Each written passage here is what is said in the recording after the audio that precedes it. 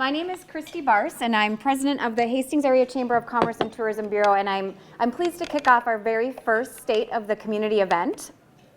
The Chamber's been a longtime host of the State of the City, as our business members value the ability to stay connected and up to date on the good work that's happening at our local government. We also know that strong schools lead to strong communities, which in turn support a strong business community, and we're happy to incorporate the State of the School District today as part of the event. Typically our board chair, Debbie Grimm, would be up here fumbling through this. Actually, she wouldn't fumble, she'd be doing a great job. But she can't be here today. She sends her regards. She's actually getting rotator cuff surgery and said that I could tell everyone that. So please keep her in your thoughts and prayers. We will need her strong for Rivertown Days this summer. So think of Debbie, send her your well wishes, and I know that she would like to be here today.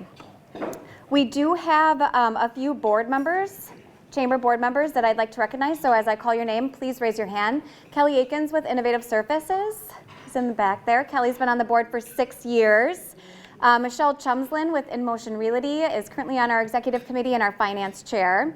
Amy Fox with Spiral Brewery, there she is, Amy. And then Nicole Sindelar, I think, is cooking right now. But she is also present. Did I miss anyone? I don't think so. So thank you to our chamber board members for being here and being present and for all the great work that you do. I also want to thank our event sponsor, Dakota Electric Association. I did see Peggy Johnson. Peggy, there she is.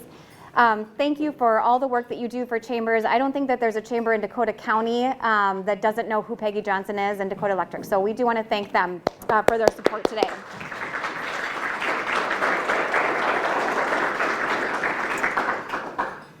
All right.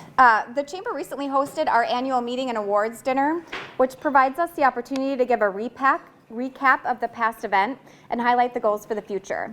At your tables are a snapshot of review.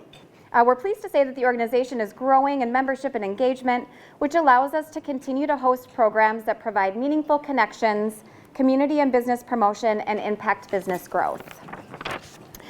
The work we're most proud of is oftentimes qualitative in nature and relies on the partnerships created in our school district and with the city of Hastings. Examples of these include our local employer panels and the business in the classroom curriculum, which piloted at the Hastings High School this past year, and the ability to have a business voice through partnerships with the Hastings Public Works on important infrastructure projects like Highway 316. So those are highlighted in the snapshot at your table as well. And I am going to get off the stage and leave it to our two main events. And on that note, I'm going to pass the mic, hopefully, maybe. We're going to pass it on, in theory, to the State of the School District. And please welcome School District 200 Superintendent, Dr. Bob McDowell. I don't need it either. You don't need it either? No. All right. I'll just put this. I can use an outdoor voice and not have to worry about the microphone. That might make it easier. Well, to start with, good afternoon, everyone, and thank you to the Chamber for having us be a part of this and this event. And what I was planning to do today is just walk everybody through kind of a general overview of the state of the district. And really what that means is who are we, ISD 200, in 2023, and kind of some of the financial setup around the district and where we're at, and then how are we doing with kids? How are the kids doing? So with that, Hastings Public Schools, a little over a year ago, put together a strategic plan to try and help give us a direction of where do we want to go. And the strategic plan is really, while we have core values in our mission, really 3 strategic anchors of engaging learners, of effective operations, and communications and collaboration. And a little bit of that you heard Christy talk about even at our high school. We're really trying to lean into a lot of how do we collaborate and communicate more and more with the community. For those new possibly to the area, or for those who have forgotten, ISD 200 as a school district is one of the largest geographical districts in the state, covering over about 170 square miles. We serve 5 towns, or 5 communities and 7 townships. And so it really is a unique and continues to be a unique district from that regard. More specifically, who are we? Well, we're still about 4,000 students. We're just under 600 staff. We now have 24 languages spoken across our buildings, and we have 6 sites, but we have 8 programs. So we have Tilden, which houses our early childhood program, but also the senior center that we have a joint agreement with the city on. Then we also have, or with the senior center on, we then have our 3 elementary schools, we have our middle school, and then our high school, starting this year, actually started to house our ALC. So we no longer have a lease agreement downtown. We have brought our ALC students into the high school to be a part of that community. As far as the numbers go, if we look back to 13-14, we've resized about 400 kids. So we're sitting about 400 kids less right now than we were back in 13-14. The birth rates in Hastings just have not kept up, no different than anywhere else right now, and Hastings as a school district is getting smaller. However, what is important to notice is our diversity is almost doubled inside of our school buildings. We have more free and reduced lunch. We have more special education, and actually this school year, one of our elementaries hit the 20% mark in their kindergarten class for students needing special education services. That's a significant change. Our overall population is shrinking, but the concentration of need is getting larger. Our English learners are staying about the same, and we continue to capture about 80% of the possible students in the district. So we don't lose any more students to other schools than we typically have in the past. We gain a little bit more. We're gaining about 99 students as of this year that open enroll into Hastings, and we still capture about 80% of the kids that live inside of those boundaries. A little less than a year ago, we did a survey of the community, and the community told us that there are 3 things we want you to focus on as a district. We want you to focus on struggling students, options for college and career, and mental health. And so those have been 3 big areas that we've been focusing on. There was also a significant importance put on technology. Do our kids in our classrooms have the best technology that they can have? Do our teachers have the best technology that they can have? About 65% of the people that responded to the survey gave the school district a grade of an A or a B. At that point in time, coming right out of the pandemic, that was a little over 20% higher than the national rate, so we felt decent about that considering the previous 18 months that have happened. By and large, though, as was alluded to earlier, over 90% really have a focus on strong schools equals strong community, and we would argue the same in reverse. A strong community equals strong schools. One of the biggest things that we've had to focus on in the last year and a half is retooling and improving what does school safety look like. And through the collaboration with our local police department, the sheriff's department, the fire department, we've been able to put together an updated emergency plan. We continue all the practice drills that we have in schools. We utilize a school resource officer, and we are really fortunate in Hastings to have that collaboration with the local police department and how supportive they are in working to meet the needs of our kids and our staff. The biggest thing we've been working on is prevention, and we've utilized a lot of our ESSER dollars, if not almost all of them, in how do we put more bodies into our schools, at least until at least as long as we have those ESSER dollars. Because the ESSER dollars, which are the dollars that came from the federal government during the pandemic, those dollars end in 2024. And so what we've tried to do is figure out what can we do to put people into the schools and understand where can we get the biggest bang for the implementation so that we can decide after 2024 what we need to sustain over time and spend those dollars to keep in the schools. So you will see we've got what we call student success coaches, permanent floating substitutes, a high school social worker, chemical health worker at the high school. In our work with the United Way, we work with community in the schools, and we have a community in schools person at the high school and at the middle school. And then we're working on a system that's called multi-tiered systems of support, and that is really creating a framework so that we have adults interacting with kids before they start having the significant issues at school, whether that's academic or behavioral. And so that needs to be a system that you put in place so that over time we can replicate that and sustain it. So we're using dollars towards that. At the same time, we've really tried, since we didn't use the ESSER dollars, to do new stuff and then be short in 2024. We've really tried to hone in on where do we believe the district is going from a size standpoint. So we've been, over the last 3 years, really trying to right size our district with those lower number of kids. We've also tried to make sure we're making adjustments as best as we can so that we don't end up in a giant cliff situation. So we've tried to reduce about $3.5 million over the last 3 years in what we've been doing.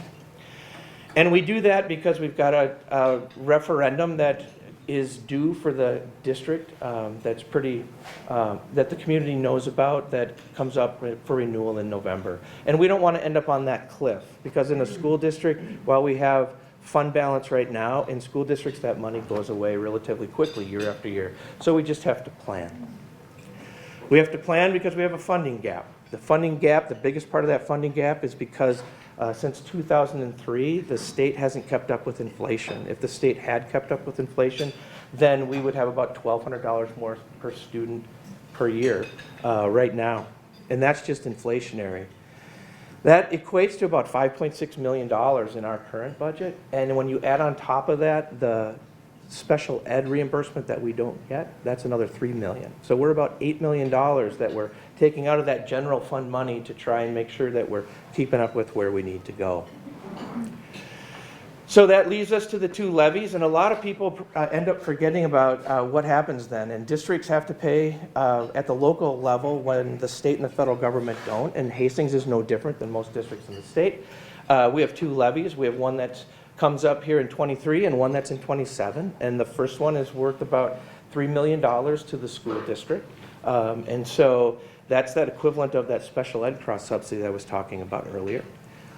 And where do we sit then as far as the county is concerned? In Dakota County, as far as what we have per student, we're about third from the bottom. You can see the blue spots on each of those graphs. Those are because some districts have capital levy projects. That's another way a district can fund certain things, very specific things.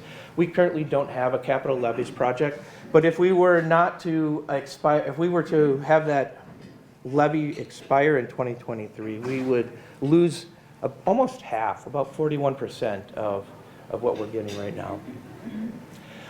On the positive side, with regard to dollars that we already have, in 2017, the community passed the bonds. So bonds are for buildings and all that kind of stuff. So we are coming up on closing in on that almost $50 million bond that the community had given to the school district. And fortunately, because of how it was invested and how we've been able to come under budget in certain projects, we were able to utilize about $7 million additional dollars than we originally thought. So it's been really beneficial to the students and staff. And in the last 12 months, you can see up on the screen, every building gets touched by bond dollars, whether it's the middle school and an entirely new track that got ripped. I don't know if anyone saw the construction project last summer, but that track was totally ripped up and put back down. Technology in our classrooms that's working through the rest of this school year. And then flexible seating. One of the things that's happening in school districts is rather than just having having classrooms that have the desks in rows, the trend is leaning more towards a room maybe like this, where you can move seating around. Kids can create different spaces for learning. But new tennis track, new tennis courts, LED lighting, the ALC, fire alarm systems, burglar alarm systems, you name it, it's in the mix. So then the important stuff, how are our kids doing? And like everywhere, whether nationally or statewide, we saw a dip during COVID. The more important thing, I think, is the fact that in 1 year having our kids back in, the trend changed. We're making the trend back up. Same thing happened in reading. It didn't happen in science, but we know why it didn't happen in science. We've got a team that is looking at data now, and we've got some things we need to align with our science curriculum and what's on the test. And does that make sense? If we don't have those two things aligned, we end up seeing less growth than what we thought. The thing that I pay attention to is what does it look like when a kid goes through our entire system? And so that's why I throw ACT scores up here, because this is really a culmination, the closest thing that we have for a college entrance exam and a culmination of experience. In 2018, 2019, our students were averaging 22.9 on the ACT, and this past year we were still at 22.4. So as an experience through the system, we're doing really good work with our kids.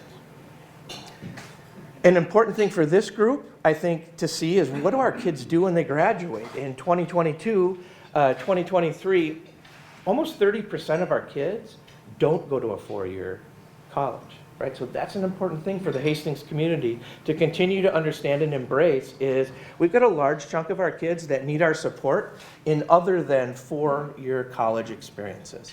And for the amount of smaller shops, smaller businesses, entrepreneurs that we have in the Hastings community, this is something for us to continue to collaborate on as a school district and a community and really make it be one of those cool niches that innovates into what's next. Because we have the kids that are really interested in doing that stuff.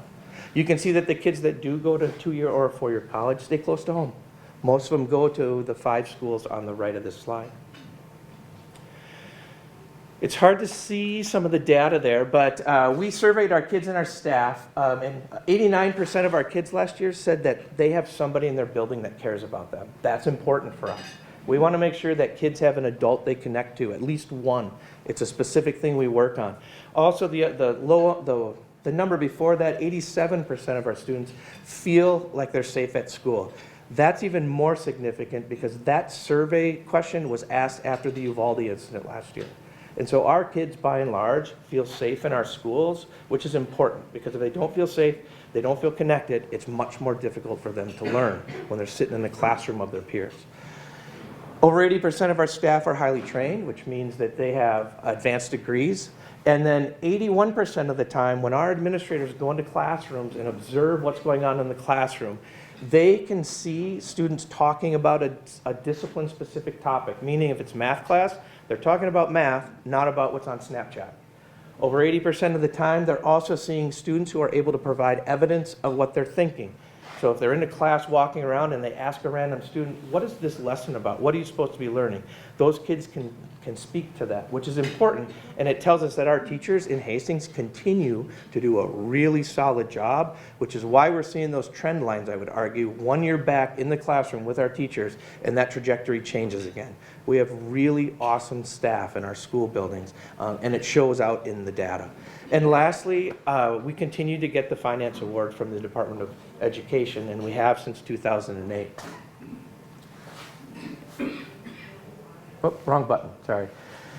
Again, I want to come back to this. We don't do it alone. This is a strong school, strong community. The reason that our kids continue to get the grades that they get, they continue to be successful in the activities and the athletics, is not just because of the schools, it's because of everybody in this room, right? The teachers get the awards, the kids get the awards, but it isn't solely the district. It's the district and the community. And it's this back and forth balance that we have to continue to maintain and grow.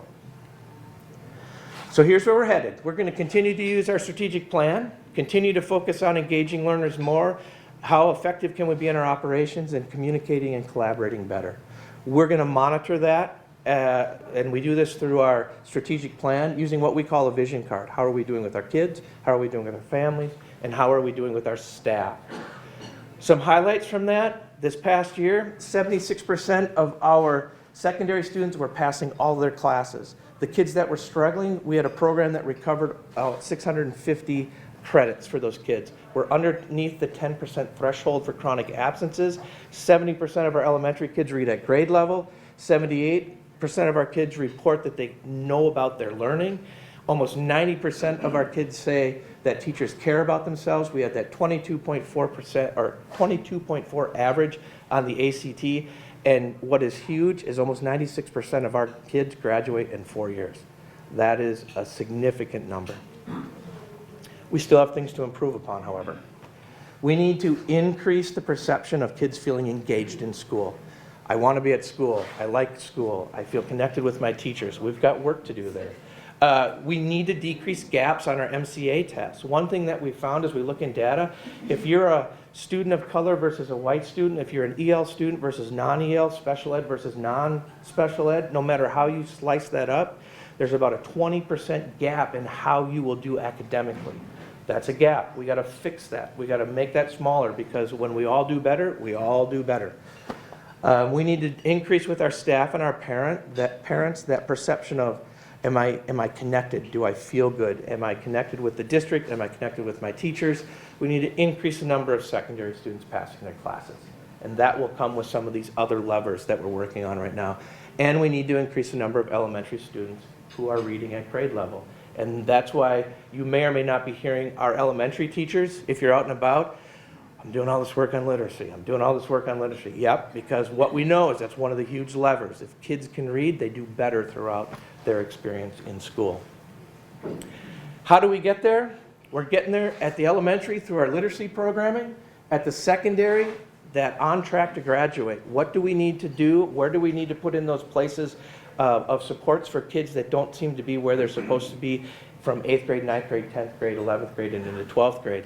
At all the levels, we're working on that achievement gap. We're working on mental health. We have a lot of mental health needs, not unique to Hastings. It's just the way it is with kids coming out of pandemic. We still see the effects of that today.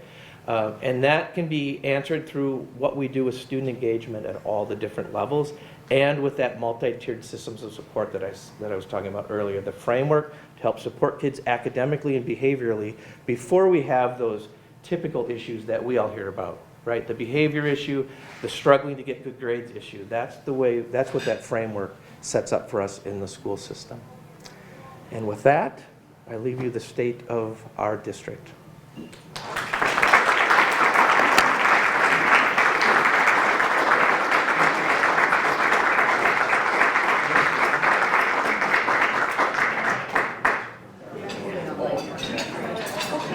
Now that we just started chatting, our second presenter is Mayor Mary Fassbender. She's going to come up and do a state of the city for us, and I know that they have a great video that has some highlights from staff as well. So please welcome Mayor Mary Fassbender. Thanks, Christy. I am so excited to be here today in person because as we know, we haven't been here for a couple of years. So thank you, Dr. McDowell, for your part of the state of the community, which, in talking about this, I think this is the perfect time for us to come together and, share our partnership and what is going on with our community and with our school district. Hearing the update from your program makes my mind always think, okay, well, how as a city can we be doing better? And you said it perfectly. We're great partners and we're going to continue to be that way. I've always appreciated this day in many ways. It's time to give thank yous and credit where credit is due.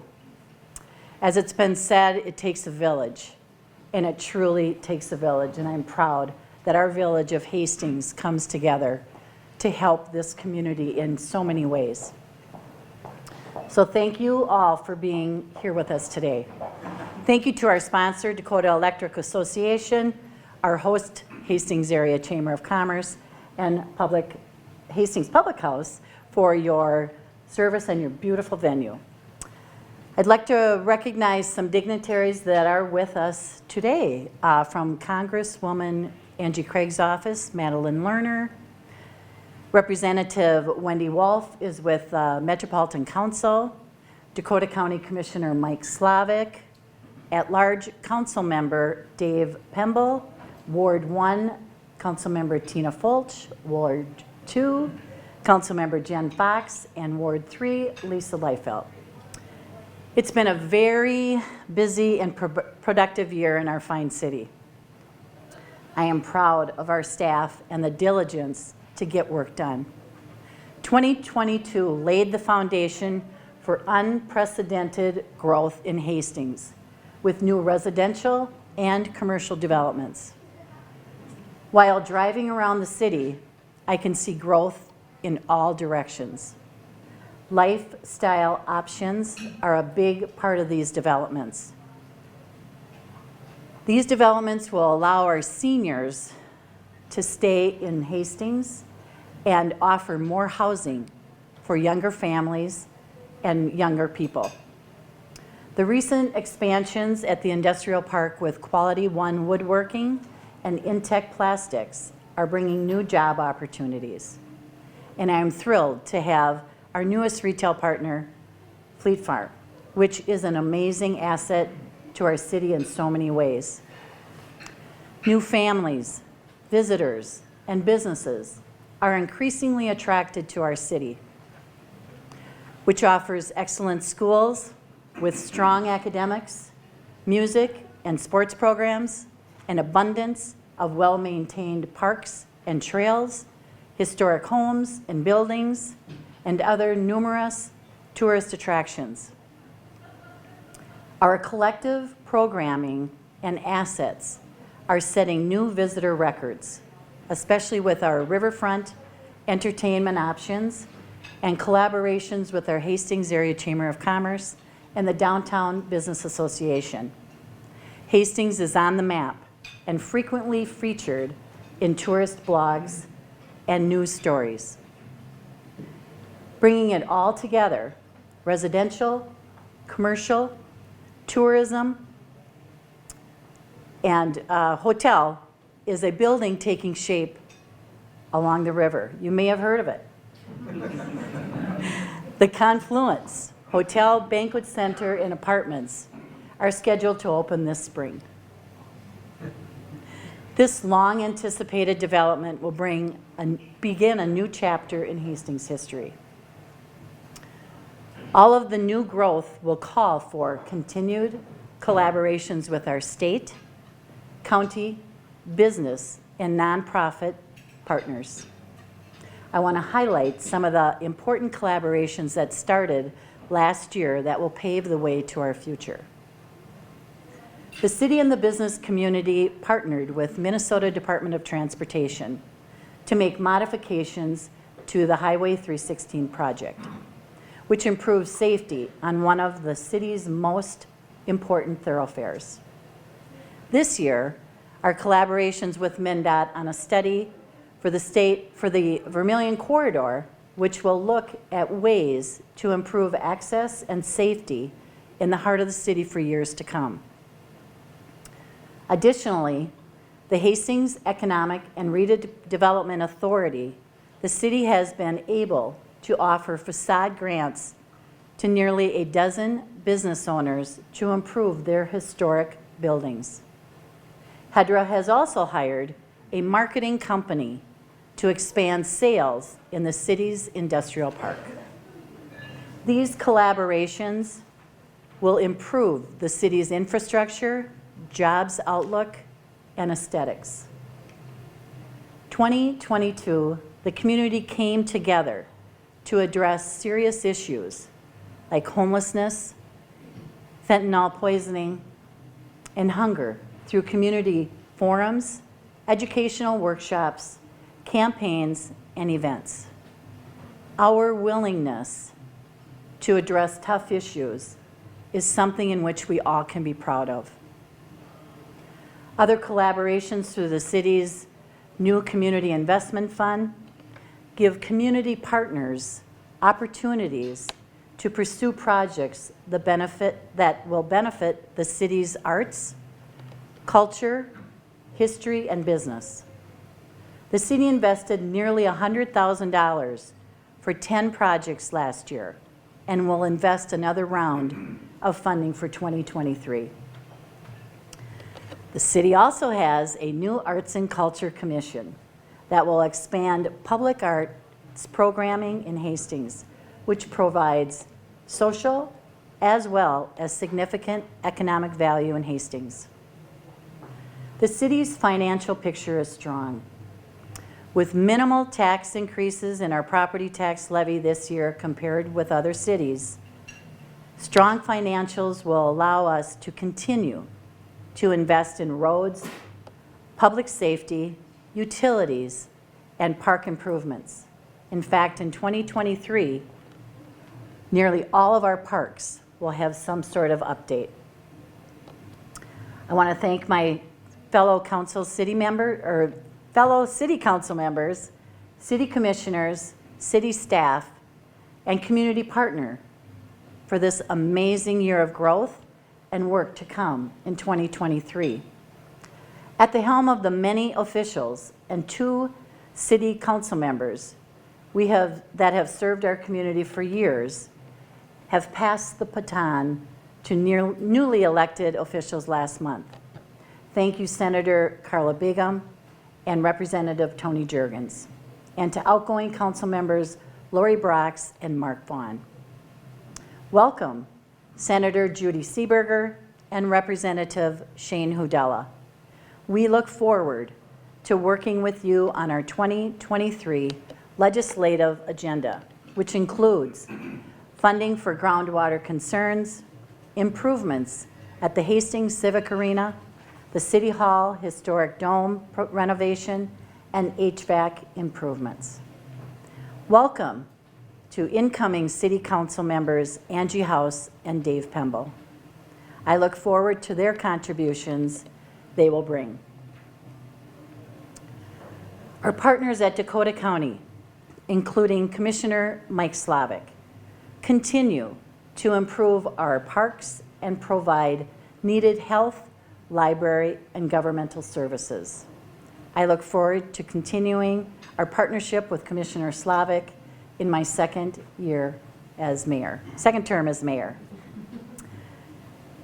It has been an absolute joy and pleasure to serve, and I could not have done it without my colleagues, as well as city staff, who make all these important accomplishments happen day to day.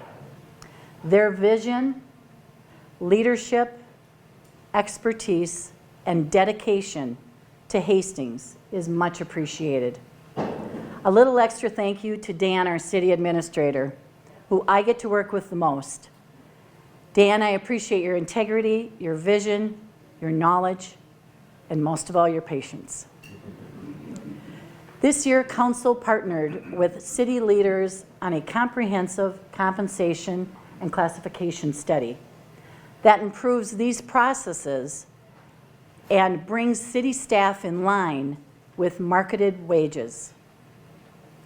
This is an important step in ensuring that we can retain and recruit the very best for Hastings.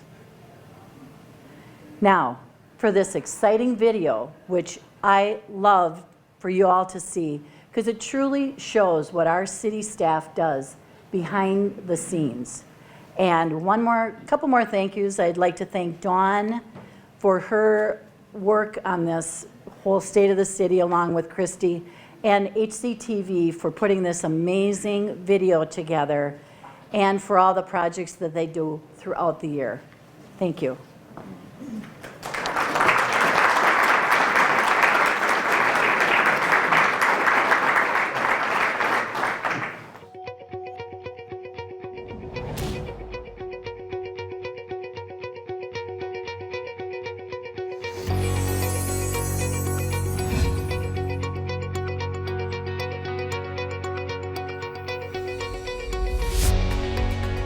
Hello, I'm Dan Waticha. As the Hastings City Administrator, I have responsibilities to both the City Council and to city staff, and to help them perform their best. It helps when we have all of our horses pulling in the same direction, and this has been a year of continued progress towards shared goals. This is particularly evident in the city's strategic initiatives. The City Council established 4 strategic priorities with initiatives for each to guide efforts and resources through the last few months of 2021 and all of 2022. And we have seen much progress and accomplishment in these areas. Here are a few highlights. Priority 1 focuses on people, processes, infrastructure, and finance. In this broad area, we developed a multi-year financial model to help with more consistent budget planning. Additionally, several staff have attended diversity, equity, and inclusion programs through state and national organizations. We've supported, and will continue to support, BR4R's efforts to remember Brown's Chapel African Methodist Episcopal, and to acknowledge and learn from our past. And finally, in working with Dakota County, we have a new embedded social worker with the police department. Priority 2 focuses on community image and public engagement. In this area, We worked with stakeholders to develop communication strategies to improve our reach for key audiences in the community. Our collaborative tourism efforts were strong. The Chamber of Commerce received an Explore Minnesota grant to increase online marketing for winter and spring tourism. The city, chamber, Downtown Business Association, Carpenter Nature Center, and Minnesota DNR collaborated on several tourism activities and events. Through Levy Park programming, we offered 31 programs over the summer that reached over 8,300 attendees. And finally, with much citizen encouragement, we convened a task force to consider how best to support public art in Hastings, resulting in a new Arts and Culture Commission created at the first of the year. Priority 3 focuses on parks and public spaces. In the area of parks, we are renovating Lake Isabel Park with completion by June 2023. With significant state investment, we are kicking off a master planning process to rehabilitate Lake Rebecca Park by summer of 2025. Hastings has a large park system, over 400 acres of maintained grounds. In 2022, we added a parkskeeper to help maintain these community assets. We have continued partnering with Dakota County for ownership, management, and connection of trails throughout the region. Through Hastings Economic Development and Redevelopment Authority, we initiated a facade improvement grant to encourage property owners to undertake building repairs and upkeep in the downtown area and on Vermilion Street. Hedra also purchased several properties in Block 28 to facilitate development of the Vermilion Corridor Plan. We also have been active with MnDOT to ensure that the city's Vermilion Corridor Plan is included in the state's plan for upcoming Highway 61 construction. Priority 4 focuses on housing and economic development. We have facilitated preliminary discussions with downtown businesses about the special taxing district as a mechanism for enhanced services. And Hedra hired Rocos advisors to market development property in the industrial park. You'll hear much more about our housing and economic development initiatives from our Community Development Director, John Hensman. When the City Council approved these strategic initiatives in September 2021, they were expected as a guide for the next year and a half. So they're wrapping up now, and the final report will be posted on the city website. And the City Council has already begun discussing kicking off the next round of strategies this spring. From these examples, as well as those in the rest of the State of the City presentation, I am sure you will appreciate the city's continued progress towards shared goals. Hello, I'm Chris Eidemiller, Finance Manager. The city's finances are strong, and the city was given a AA bond rating again for 2022. The City Council approved the city's overall 2023 operating budget of $38.4 million, plus debt service of $4 million, and property tax levy of approximately $17.4 million, which equates to a $164 annual increase on a median valued home.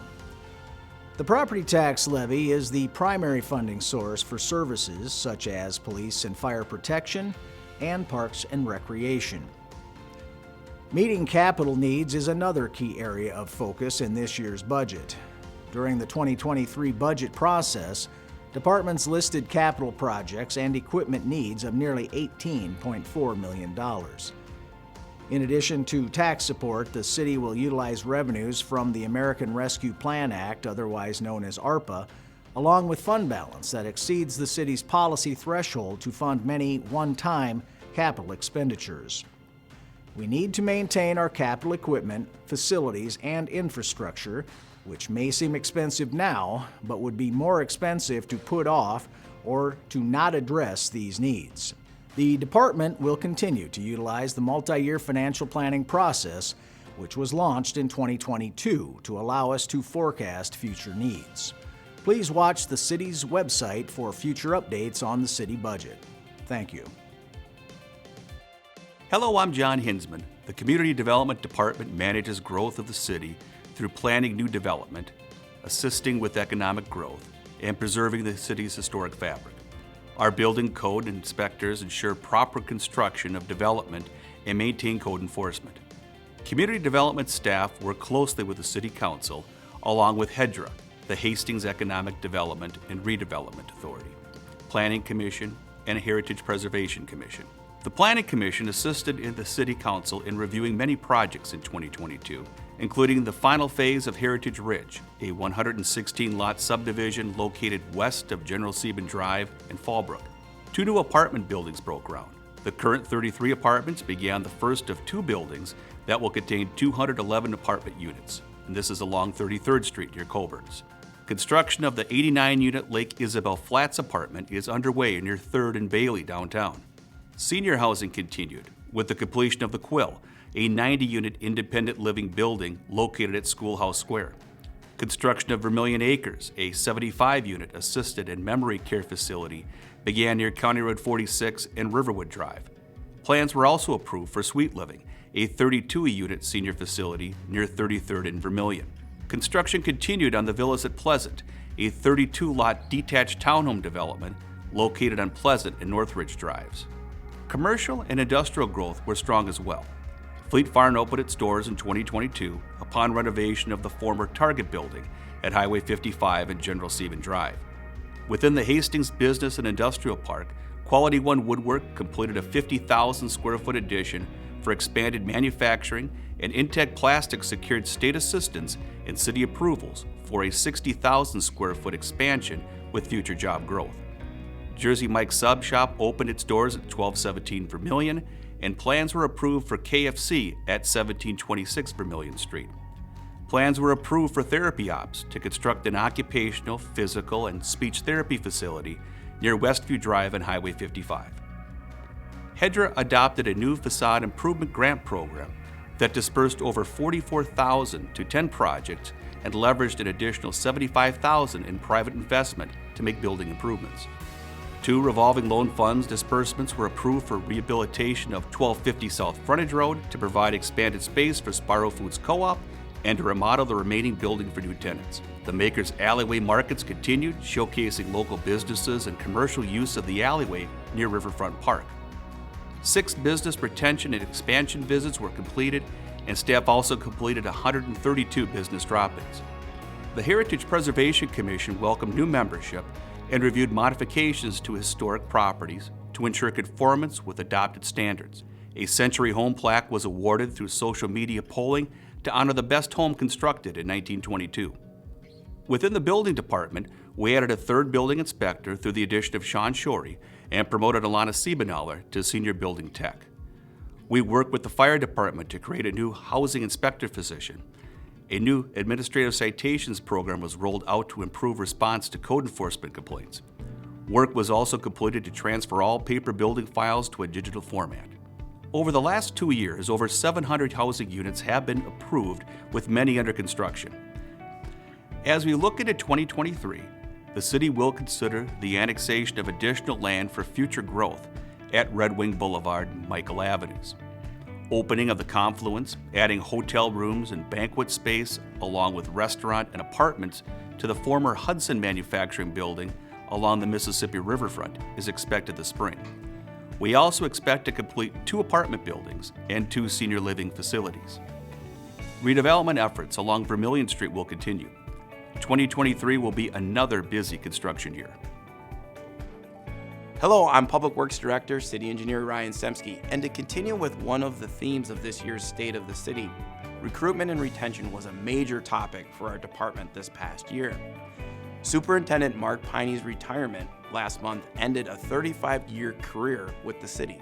Therefore, succession planning was a focus in 2022 to complete the transition of key leadership roles. We are pleased to promote individuals from within to these positions and believe this to set us up for success in the coming years. The Public Works team continued its partnership with the Minnesota Department of Transportation on projects in 2022. Additional improvements were made to Highway 316, including widening the intersections from the industrial park to better accommodate truck turning movements in that area, enhancing striping and coloring of the center island so drivers can more easily understand how to navigate a compact roundabout. MnDOT has completed the construction intended for 316, but will continue to study the corridor to measure the performance of the new improvements. The city and MnDOT also began the Trunk Highway 61 study in 2022. This study evaluated Highway 61 from 4th Street to 36th Street in preparation for its construction in 2027. The preliminary study drew from work and vision already created in the Comprehensive Plan, People Movement Plan, and Vermilion Street Corridor Study. There was also an emphasis placed on public engagement to understand the current issues and areas of importance. The study is anticipated to conclude in early 2023 and will serve as the basis for funding requests at the state and federal levels. In sticking with the topic of road construction, through the 2022 Neighborhood Infrastructure Improvements Project, nearly 2.5 miles of street improvements were completed across several areas within the city, including West 5th Street, Ash Street, Park Lane, Park Court, East 11th Street, West 13th Street, Hillside Street, and the entire Riverwood neighborhood. In addition to the road improvements, the city undertook a large project to recondition the West 4th Street water tower this past year. The coatings on the water tower had been in place for over 21 years and needed replacement to protect the tower going into the future. This project included a full upgrade of the interior and exterior coatings, and there were several structural upgrades. Due to a development opportunity in Hastings, the Public Works Department was able to build a storage building to house important equipment. The department historically stored all of its seasonal equipment in the UBC North building on East 4th Street. This building was owned by Hedra and was sold for redevelopment opportunity to increase the tax base and provide housing opportunities for the city. The storage facility was built on the Public Works building grounds and designed to increase efficiency and flexibility of storage. As we try and catch our breath from the work completed in 2022, we look ahead to another busy year in 2023 for the Public Works Department. The city's 2023 neighborhood infrastructure improvements will include a full reconstruction of streets and utilities along Pleasant Drive, from 15th Street to County Road 46 and Old Bridge Lane. 18th Court, Ridgewood Court, Southview Drive from Pleasant Drive to Westview Drive, and Southview Place are additional streets in the area that will be reclaimed or recycled with a new layer of blacktop and spot curb replacement. As guidance from our People Movement Plan suggests, we also look to complement this corridor with a new 10-foot wide multi-use trail. A comprehensive study of the hydroelectric plant on the Mississippi River that was constructed in 1985 is planned in 2023. This study will allow experts in the hydroelectric field to analyze our aging plant to determine what maintenance and inspection needs should be done regularly to proactively manage this asset. The study will also look at ways to maximize revenue as well, such as keeping it operable during peak periods of flow generation. Water quality is very important in Hastings, and PFAS is an emerging contaminant of concern to our water supply system. PFAS has unique chemical and physical properties that make them extremely persistent, and they have been used since the 1940s in a wide range of consumer and industrial applications. PFAS has been labeled as the forever chemicals, and they are present in the Hastings drinking water supply. The Environmental Protection Agency and the Minnesota Department of Health are expected to release new guidance based on the latest science and medical information by early 2023. The city has been working with several state agencies to get out ahead of this issue and likely drinking water advisory. The state plans to finalize a Phase 1 environmental study in early 2023 to identify potential sources and locations of PFAS and examine ways to mitigate our system from PFAS long term. We have also been researching any and all possible funding solutions, as early estimates indicate treatment to cost $30 to $60 million. We will keep the community informed as we learn more. In the interim, we encourage residents to visit the Minnesota Department of Health website for information on PFAS and to consult your doctor with any specific concerns. Thank you very much from the Public Works Department going into 2023. Hi, I'm David Wilski, Police Chief for the City of Hastings. The Hastings Police Department had a number of changes in 2022. Brian Showalter was named as the Deputy Chief, and Kyle Lynchide was named as the Commander for the Patrol Division.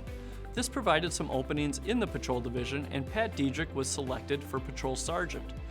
The Hastings Police Department maintains a busy call load. We responded to 22,434 calls for service this year, participated in 1,533 hours of training for our staff, and the Records Department processed 2,597 case files.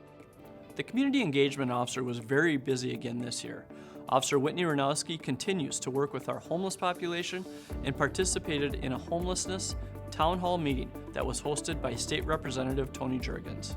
In addition, Officer Ranowski provided a number of safety talks throughout the community and worked with the Dakota County Crisis Team to assist those struggling with mental health issues. Whitney also led the charge for the police department in a number of community events this year, and it was great to see the community come together once again. We rounded out the year with a Shop with a Cop event that was sponsored by Fleet Farm. Although this was the event's first year, it was a huge success. I, along with our Dakota County Drug Task Force, were honored to participate in a number of One Pill Can Kill series that were hosted by the United Way. Fentanyl and illicit opioids continue to be a problem in our community and in our nation. One death is too many, and we will continue to get the word out about the dangers of illicit drug use. The Hastings Police Department has been approved to add an additional officer for 2023, and our goal is to use this position to add another investigator to the investigative division. This will bring Hastings PD up to 31 sworn officers, and the investigative division will be up to 3 investigators. Officer Brock Bukala has also announced his retirement in April, and we will be hiring to replace his position. Thank you, Officer Bukala, for your 23 years of service to the Hastings community. The City Council has also approved a part-time community service officer for HPD.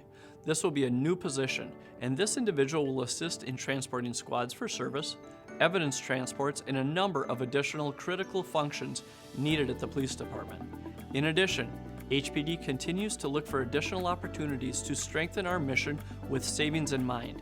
This year we applied for grants through the Prairie Island community and the VFW to improve our first aid equipment in our squad cars. The VFW provided Hastings Police Department with $1,500, and the Prairie Island community provided Hastings Police with over $6,500 for this medical equipment. Thank you to both for your strong contributions.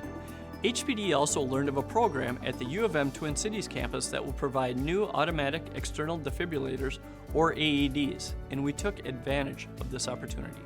HPD will soon have brand new AEDs for medical response in all of our marked squad cars. We rounded out the grant opportunities by applying for and receiving a state grant to purchase ballistic helmets for all of our sworn personnel. HPD added a retro squad car this year, and our school resource officer is currently assigned to this vehicle. This squad is fully functional and also commemorates Officer Albert Jacobson, who was killed in the line of duty as a Hastings police officer on July 10, 1894.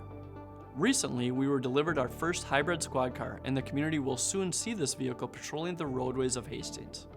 We plan on replacing 2 additional marked squads in 2023 as well, and the entire HPD fleet will consist of police interceptor utility squad cars.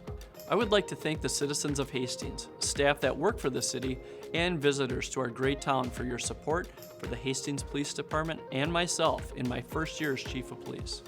I couldn't be prouder of the officers and support staff for their dedication, their love for this community, and for their sacrifices to ensure we live and thrive in a safe community. We will continue to troubleshoot problem areas as they become known, patrol the streets with dedication, and provide the best police service possible. Thank you. Hello, I'm John Townsend, Chief of the Hastings Fire and EMS Department.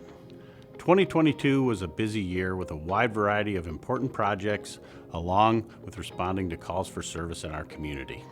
We responded to 2,988 EMS calls, 778 fire calls, for a total of 3,766 calls for service.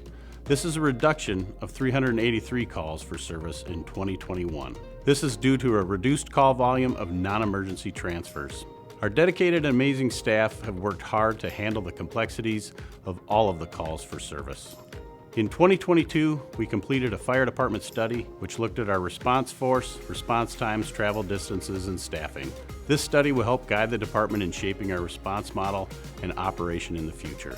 We also had a number of new staff and promotions. We hired 9 new paid-on-call firefighters after 2 separate recruitment efforts, promoted a fire captain, and added 1 full-time firefighter paramedic and a fire inspector. In 2023, we will continue efforts in recruitment and retention of paid-on-call staff, and we'll be hiring 4 additional full-time firefighter paramedics. To help us with our recruiting in 2023, we have created a recruitment video that we believe will connect us with the community and help with recruiting paid-on-call firefighter EMTs. Some other notable projects in 2022 included delivery of a fire engine and ambulance. Both of these 2 vehicles were placed in service in December. We also were fortunate to receive a donation from the Hastings Fire Department Relief Association, which allowed us to acquire a UTV for rescue response. This UTV replaced 3 other vehicles. The department continued its many fire prevention programs, including open house, visiting schools, and speaking to groups about fire safety. We also stepped up our prevention program with the addition of a fire inspector, working with our fire marshal. These positions have worked with the Building and Safety Department and have taken on the responsibility of all rental licensing inspections in the community. This program allows the department to engage the community and make it safer through inspections, education, and regular visits to public buildings and rental properties. With 2023 upon us, we have many upcoming projects and will continue our growth pattern on working to utilize our resources to provide an effective response to all of our activities. We will be working with our records management system, replacing a brush truck, and continuing the path of training new firefighters and continuing to enhance and best utilize our response and resources. These were just a few highlights from 2022 and a quick look into 2023. We look forward to serving the community in 2023 and thank the Mayor, Council, and City Administration for the support in providing an efficient and effective service to the community. Hi, I'm Chris Jenkins, Director of the Hastings Parks and Recreation Department. 2022 was a really great year for the Parks and Recreation Department, and I thank our entire staff who continue to do a great job each and every day. Since we're in the thick of winter, I'll start by talking about our summer programs. The Hastings Family Aquatic Center had another fantastic season this year, with residents of Hastings and surrounding communities packing the pool almost every day of the summer season. Again, we recorded record attendance levels. Our swim lesson program continues to exceed our expectations, with record numbers of students learning and enhancing their swim skills. Community programs were awesome this year.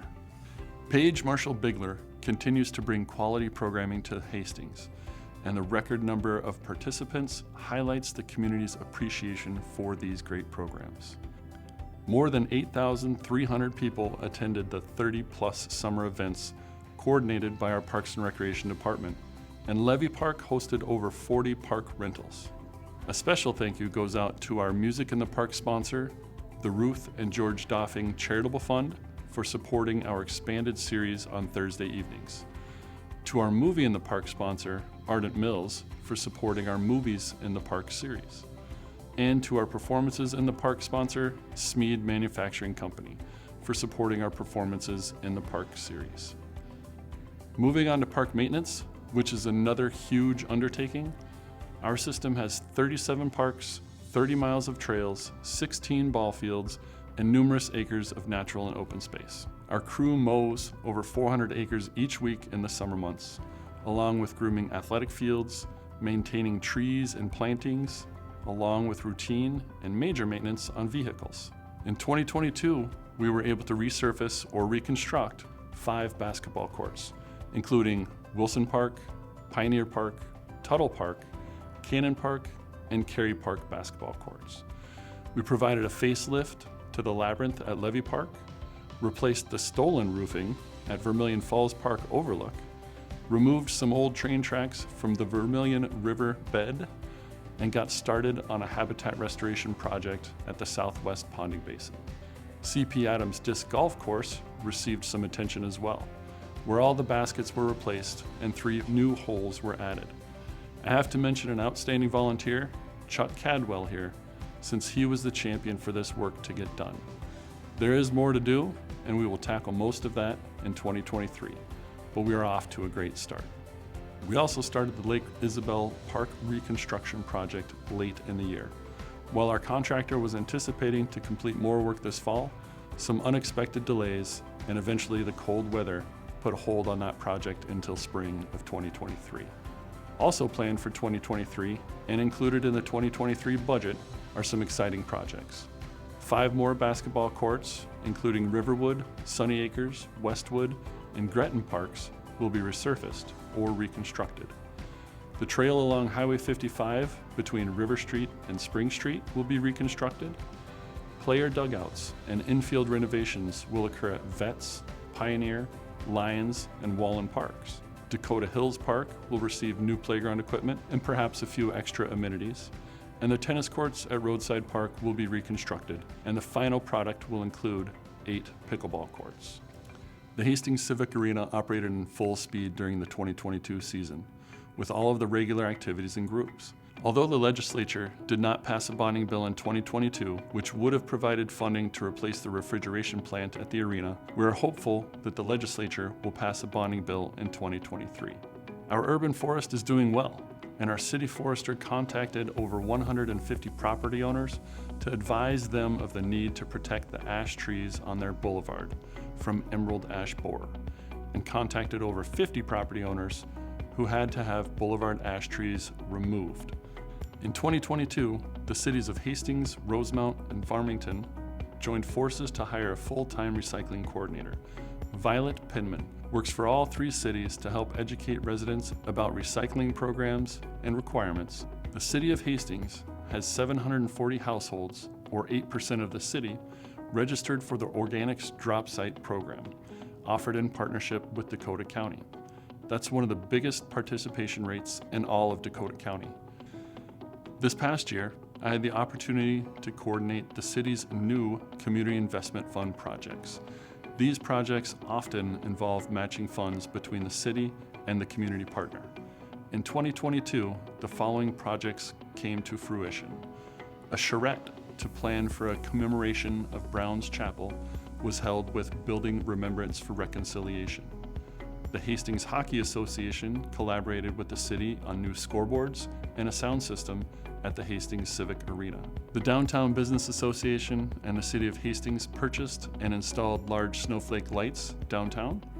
Other projects include a batting cage purchase with the Hastings Hawks and HYAA, a project with the Hastings Football Club, and a project with the Leduc and Dakota County Historical Society. Additional funds were approved for 2023, and I look forward to working with our community partners again to help fund and implement these exciting community projects. Thank you.